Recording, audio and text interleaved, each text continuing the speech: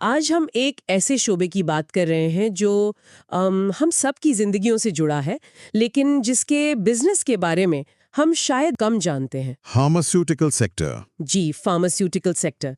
हम सब दवाइयां इस्तेमाल करते हैं, लेकिन वो छोटी सी गोली जो हम खाते हैं, वो एक लेबोरेटरी में एक ख्याल से लेकर हमारी जेब तक आखिर पहुंचती कैसे है? इसके पीछे की साइंस, पैसा और सियासत क्या है, ये अक्सर एक ब्लैक बॉक्स जैसा लगता है। बिल्कुल। और आज हम उसी ब्लैक बॉक्स को खोलने की कोशिश करेंगे। कि एक दवा की तहकीक से लेकर मार्केट तक पहुंचने की जो वैल्यू चेन है, वो क्या है, और यहाँ के जो मुनफरिद हालात हैं, हुकूमती पॉलिसियां हैं, और कंपनियों की कामयाबी या नाकामी के पीछे क्या राज छुपे हैं। ये जानना कि एक नई दवा बनाना कितना बड़ा जुआ है, उसकी कीमत कैसे तय होती है और पाकिस्तान में काम करने वाली कंपनियों के लिए असल चैलेंजेस क्या हैं। जी। तो आइए इस सफर का आगाज करते हैं। आलमी सतह पर अगर देखें तो ये कोई छोटी मोटी सनत नहीं है। बिल्कुल नहीं। ये तकरीबन 1.3 ट्रिलियन डॉलर की मार्केट है और इसका तकरीबन आधा हिस्सा, कोई 47% सिर्फ अमेरिका के पास है। अच्छा, सिर्फ अमेरिका के पास? जी, और इस मार्केट में बुनियादी तौर पर दो तरह की दवाएं बिकती हैं, इनोवेटर और जेनेरिक। और ये फर्क समझना, आप समझें, इस पूरी सनत को समझने की कुंजी है। इनोवेटर, जैसा कि नाम से जाहिर है, एक नई ईजाद है। ये वो दवा है जिसे कोई बड़ी कंपनी सालों की तहकीक और अरबों डॉलर फूंकने के बाद बनाती है, और इस मेहनत के बदले में उसे एक इनाम मिलता है, 20 साल का पेटेंट। यानी 20 साल तक कोई और इस दवा को कॉपी नहीं कर सकता। ये उस कंपनी की मोनोपोली होती है। बिल्कुल, आपने सही पकड़ा। और 20 साल बाद 20 साल बाद पेटेंट खत्म हो जाता है। अब वो फॉर्मूला पब्लिक प्रॉपर्टी है, कोई भी कंपनी वही दवा बनाकर बेच सकती है। अच्छा, इसे जेनेरिक दवा कहते हैं? जी, इसे जेनेरिक दवा कहते हैं। जैसे पैनाडोल का पेटेंट खत्म हुआ तो बहुत सी कंपनियों ने अपनी पैरास्टामोल बनाना शुरू कर दी। और ये जानना अहम है कि दुनिया की 65% फार्मा मार्केट आज भी इन महंगे इनोवेटर ब्रांड्स पर मुश्तमिल है। आपने कहा अरबों डॉलर और सालों की मेहनत। ये कितना तवील और महंगा अमल है? मतलब एक नई दवा बनाने में कितना वक्त लग जाता है? ना काबिल यकीन हद तक। अब सोचें, एक नई दवा को मार्केट तक लाने में 10 से 15 साल लग सकते हैं।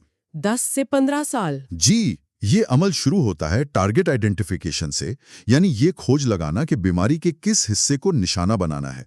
फिर जानवरों पर टेस्टिंग होती है, जिसे प्री क्लिनिकल ट्रायल्स कहते हैं। सही। और अगर वहां कामयाबी मिले तो फिर इंसानों पर आजमाइश के 3 तवील मराहिल होते हैं, फेज 1, 2 और 3।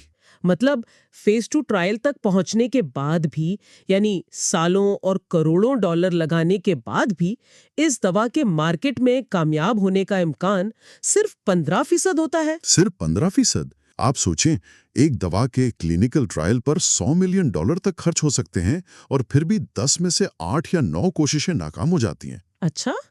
इसीलिए बड़ी आलमी फार्मा कंपनियां अपनी कुल सेल्स का 8 से 12% तक सिर्फ R&D पर लगाती हैं, ये जानते हुए कि उसमें से ज्यादातर पैसा जाया हो जाएगा। तो फिर ये कहना गलत नहीं होगा कि जब हम एक दवा खरीदते हैं तो हम सिर्फ उस एक कामयाब गोली की कीमत नहीं दे रहे, बल्कि उन तमाम नाकाम तजुर्बात की भी कीमत अदा कर रहे हैं जो उसके पीछे। बिल्कुल, वो एक कामयाब दवा बाकी 9 नाकाम दवाओं का खर्चा भी पूरा करती है। आपने बिल्कुल सही नुक्ता पकड़ा है। यही वजह है कि इनोवेटर दवाएं इतनी महंगी होती हैं। जी, और इसी बेपनाह लागत और वक्त को कम करने के लिए अब आउटसोर्सिंग का कल्चर आम हो गया है। बड़ी कंपनियां तहकीक का काम दूसरी माहिर तंजीमों को आउटसोर्स कर देती हैं। अच्छा, जिन्हें CROs कहते हैं, क्लिनिकल रिसर्च ऑर्गेनाइजेशंस। जी, CROs। ये तंजीमें क्लिनिकल ट्रायल्स करवाने, डेटा संभालने और सप्लाई चेन को मुनज़्ज़म करने में महारत रखती हैं, जिससे अमल तेज और सस्ता हो जाता है। ठीक है, तो फर्ज करें कि एक दवा इन तमाम मुश्किल मराहिल से गुजरकर कामयाब हो गई। अब उसे बड़े पैमाने पर बनाने का अमल शुरू होता है। वो कैसे होता है? वो अमल आम तौर पर 4 मराहिल पर मुश्तमिल होता है। पहला है की स्टार्टिंग मटेरियल, यानी KSM। ये क्या होता है? ये वो बुनियादी केमिकल है जिससे कहानी शुरू होती है। मिसाल के तौर पर पैरासिटामोल बनाने के लिए बेंजीन, ये एक बहुत आम केमिकल है। अच्छा, तो KSM तो बिल्कुल बुनियादी केमिकल है। पैरासिटामोल के लिए बेंजीन, ये तो बहुत आम केमिकल लगता है। तो फिर दवा इतनी पेचीदा और महंगी क्यों होती है? असल जादू और साइंस कहाँ आती है? असल जादू अगले 2 मराहिल में है। KSM से इंटरमीडिएट्स बनाए जाते हैं जो दरमियानी केमिकल्स होते हैं। सही। फिर कई कीमियाई मराहल के बाद उन इंटरमीडिएट से एक्टिव फार्मास्यूटिकल इंग्रेडिएंट यानी API तैयार किया जाता है। अच्छा, तो API असल चीज है। जी, ये दवा का वो मरकजी और फाइल जुज़्व है जो असल में बीमारी पर असर करता है, जैसे पैरासिटामोल खुद। और आखिरी मरहला? आखिर में फॉर्मुलेशन का मरहला आता है जिसमें API को गोली, कैप्सूल या सिरप की शक्ल दी जाती है, जैसे क्रोसिन या पेनाडोल की गोली। यानी API असल दवाई है और फॉर्मुलेशन उसकी पैकेजिंग है कि उसे गोली बनाना है, कैप्सूल या शरबत। बिल्कुल। और चूंकि ये इंसानी सेहत का मामला है, इसलिए हर कदम पर सख्त कवानीन और ज़ाब्ते लागू होते हैं। जाहिर है। खास तौर पर अमेरिकी FDA यानी फूड एंड ड्रग एडमिनिस्ट्रेशन का किरदार बहुत अहम है, क्योंकि अमेरिका सबसे बड़ी मार्केट है। तो अगर आपने अमेरिका में दवा बेचनी है तो आपको उनके सख्त तरीन मेयारात पर पूरा उतरना होगा। जी बिल्कुल। फॉर्म 48। ये हर फार्मा कंपनी का आप समझे एक डरावना ख्वाब है। अच्छा, ऐसा क्या है इसमें? अगर FDA किसी कंपनी के मैन्युफैक्चरिंग प्लांट का मुआयना करने आए और उसे वहां कोई संगीन खामी नजर आए, जैसे सफाई का नाकिस इंतजाम, रिकॉर्ड में गड़बड़ या मशीनों की खराबी, तो वो ये वार्निंग लेटर जारी करती है। तो अगर किसी कंपनी को ये फॉर्म 48(3) मिल जाए तो उसका अमली मतलब क्या है? क्या उनका सारा बिजनेस ठप हो जाता है? फौरी तौर पर ठप नहीं होता, लेकिन ये एक बहुत बड़ा धचका होता है। उस प्लांट से दवा की बरामद रुक सकती है, कंपनी को भारी जुर्माना हो सकता है और सबसे बढ़कर मार्केट में उसकी साख्त तबाह हो जाती है। यानी स्टॉक की कीमत गिर जाती होगी। बिल्कुल, सरमायाकार घबरा जाते हैं और स्टॉक की कीमत गिर जाती है। अच्छा, ये तो हो गई आलमी कहानी जो कि बहुत पेचीदा है। लेकिन जब ये सारी साइंस और बिजनेस पाकिस्तान में आता है तो यहाँ की हकीकतें इसे कैसे बदल देती हैं? क्योंकि हमारा मॉडल तो बिल्कुल मुख्तलिफ लगता है, खास तौर पर मार्केटिंग के हवाले से। यहाँ तो दवाओं के टीवी इश्तहार नहीं चलते। आपने सही कहा, पाकिस्तान में कंपनियां अपनी दवाएं बराह रास्त आवाम को नहीं बेच सकती, वो डॉक्टरों के जरिए काम करती हैं। उनके मेडिकल नुमाइंदे डॉक्टरों के पास जाते हैं, उन्हें अपनी दवा की अफादियत के बारे में बताते हैं और डॉक्टर फिर वो दवा मरीज को तजवीज़ करता है। सारा खेल डॉक्टर के कलम पर मुनहसर है। यहाँ एक बहुत बड़ा सवाल पैदा होता है। आमतौर पर सेहत के शोबे को दिफाई यानी डिफेंसिव समझा जाता है। जी, मतलब ये कि चाहे मईशत डूब रही हो, लोग बीमार होने पर दवा ज़रूर खरीदेंगे।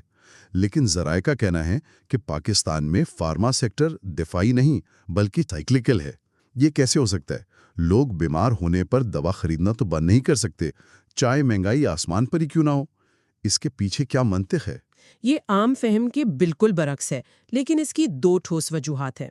पहली, जब मईशत अच्छी होती है और लोगों की जेब में पैसा होता है तो वो महंगी मल्टीनेशनल ब्रांडेड दवाएं खरीदने को तरजीह देते हैं। सही, लेकिन जब महंगाई बढ़ती है तो वही लोग डॉक्टर से कहते हैं कि डॉक्टर साहब कोई सस्ती दवा लिख दें, तो वो सस्ते मुतबादिल की तरफ चले जाते हैं, जिससे बड़ी कंपनियों की सेल्स मुतासिर होती हैं। और दूसरी वजह? दूसरी और ज्यादा अहम वजह है रुपए की कदर। पाकिस्तान की फार्मा इंडस्ट्री तकरीबन 90% खाम माल यानी API दरामद करती है। अच्छा, 90%? जी, जब रुपया डॉलर के मुकाबले में कमजोर होता है तो इन कंपनियों की लागत रातों रात बढ़ जाती है। उनका सारा मुनाफा रुपए की कदर खा जाती है। इसलिए ये शोबा भी गाड़ियों या सीमेंट की सनत की तरह मईशत के उतार चढ़ाव से बराए रास्त जुड़ा हुआ है। और इसी लागत और मुनाफे की कशमकश में कीमतों का तायुन एक बहुत बड़ा मसला रहा है। 2001 से लेकर तकरीबन 2015 तक कंपनियों पर कीमतें बढ़ाने पर सख्त पाबंदी थी। जी, ये एक बहुत मुश्किल दौर था। जरा तसव्वुर करें, आपका सारा खर्चा डॉलर में हो रहा है, डॉलर महंगा हो रहा है, लेकिन आप अपनी चीज की कीमत नहीं बढ़ा सकते। ये तो किसी भी कारोबार को तबाह करने के लिए काफी है। बिल्कुल, और बहुत सी कंपनियां इस दौरान शदीद मुश्किलात का शिकार हुईं। फिर एक पॉलिसी आई जिसने दवाओं को 2 कैटेगरीज में तकसीम किया, जरूरी अद्वियात और गैर जरूरी अद्वियात। अच्छा, तो इससे कुछ फर्क पड़ा? कुछ बेहतरी थी, लेकिन कंट्रोल फिर भी हुकूमत के पास था। जरूरी अद्वियात की कीमत सालाना महंगाई के हिसाब से 7% तक बढ़ाई जा सकती थी और गैर जरूरी में 10% तक। लेकिन असल गेम चेंजर तो 2024 में आया है ना। हुकूमत ने गैर जरूरी अद्वियात की कीमतों को मुकम्मल तौर पर डीरेगुलेट कर दिया है। तो ये तो कंपनियों के लिए एक तरह से आज़ादी का दिन हुआ। अब वो अपनी मर्जी से कीमतें तय कर सकती हैं। एक तरह से जी हाँ। अब वो मार्केट के हालात, मुकाबले और अपनी लागत को देखते हुए खुद कीमत मुकर्रर कर सकती हैं। ये इस सेक्टर के लिए पिछली 2 दहाइयों की सबसे बड़ी पेशरफ्त है। इसने कंपनियों को अपने पांव पर खड़ा होने और सांस लेने का मौका फराहम किया है। जी बिल्कुल। तो अगर मैं आज किसी पाकिस्तानी फार्मा कंपनी का तज्जिया करना चाहूं, तो मुझे किन 2-3 चीजों पर सबसे ज्यादा नजर रखनी चाहिए? सबसे पहले कॉस्ट ऑफ सेल्स। ये किसी भी फार्मा कंपनी का सबसे बड़ा खर्चा होता है और इस खर्चे का तकरीबन 80% हिस्सा खाम माल यानी एपीआई और पैकेजिंग पर मुश्तमिल होता है, जो कि सारा दरामद होता है। बिल्कुल। इसलिए दूसरी चीज जिस पर आपको नजर रखनी है वो है रुपए की कद्र। क्या आप इसे एक मिसाल से समझा सकते हैं कि रुपए की कदर का कितना बड़ा असर होता है? जरूर। फर्ज करें एक कंपनी कीमतों में 10% इजाफा करती है। अगर इस दौरान रुपया 5% गिरता है तो दरामदी लागत बढ़ेगी, लेकिन कीमत में इजाफे की वजह से कंपनी का ग्रॉस प्रॉफिट मार्जिन फिर भी 3% बढ़ सकता है। ठीक है। लेकिन अगर उसी 10% कीमत के इजाफे के दौरान रुपया 25% गिर जाए तो कीमतें बढ़ाने के बावजूद कंपनी का मार्जिन बुरी तरह गिरेगा और वो नुकसान में जा सकती है। इससे वाज़ेह होता है कि इस सेक्टर के लिए रुपए का इस्तेकाम कितना अहम है। तो अगर मैं खुलासा करूं तो किसी भी पाकिस्तानी फार्मा कंपनी की किस्मत 2 चीजों से जुड़ी है, डॉलर का रेट और हुकूमत की प्राइसिंग पॉलिसी। बाकी सब तफसीलात बाद में आती हैं। यही 2 सबसे बड़े अवामिल हैं। कीमतों की हालिया डीरेगुलेशन ने एक बहुत बड़ी गैर यकीनी सूरत हाल को ख़त्म कर दिया है और कंपनियों को कंट्रोल वापस दिया है। तो अब सबकी नजरें रुपए के इस्तेहकाम पर लगी हैं। बिल्कुल।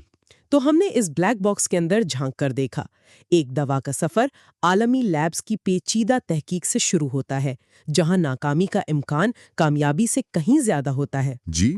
फिर वो सख्त ज़ाब्तों की दुनिया से गुजरती है और जब पाकिस्तान पहुंचती है तो उसे मकामी मुआशी हकीकतों, करेंसी के उतार चढ़ाव और हुकूमती पॉलिसियों का सामना करना पड़ता है। जी, और बुनियादी नुक्ता यह है कि पाकिस्तानी फार्मा सेक्टर अब एक नए दौर में दाखिल हो रहा है। कीमतों पर कंट्रोल के खात्मे ने उन्हें वो आज़ादी दी है जो कई दहाइयों से उनके पास नहीं थी। सही। अब उनकी कामयाबी का इन्हिसार इस बात पर होगा कि वो इस आज़ादी को किस कदर मौसर तरीके से इस्तेमाल करते हैं और मुआशी इस्तेहकाम उनका कितना साथ देता है।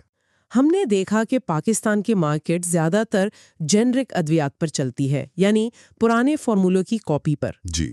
लेकिन आलमी सतह पर टेक्नोलॉजी और बायोटेक की मदद से पर्सनलाइज्ड मेडिसिन का इनकलाब आ रहा है, जहां हर मरीज के डीएनए के मुताबिक खास उसके लिए दवा तैयार की जाएगी।